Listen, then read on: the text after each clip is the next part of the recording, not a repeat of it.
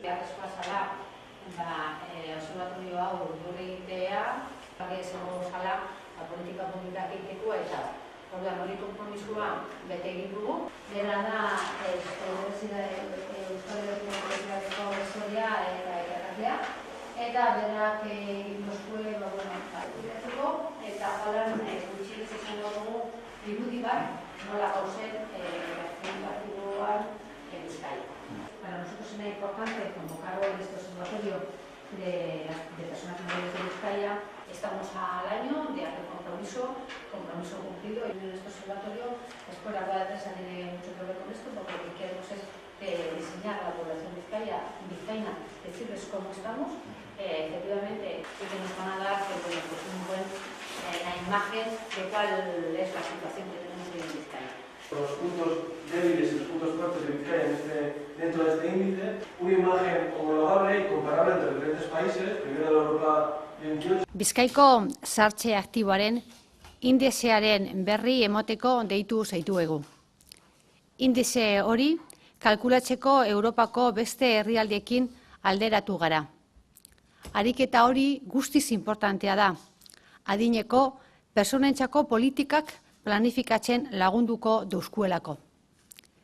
Bizkaiko Foru Aldunditik, Bizkaiko adinekoen behatokiagaz batera bultzatu dugu azterketa eta emaitzak, presentarle los resultados del índice de envejecimiento activo de Vizcaya.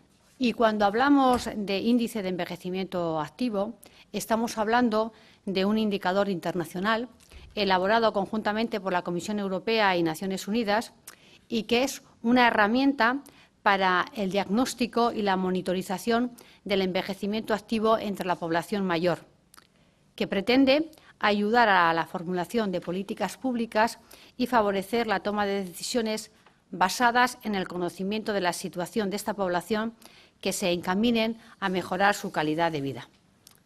Esta medición es fundamental para mejorar el conocimiento de la situación en Vizcaya y de esta forma poder planificar las líneas de acción más coherentes, tanto para potenciar en aquellos aspectos en los cuales estamos muy bien colocados, como también para identificar aquellas carencias y poder aprender de los que más saben.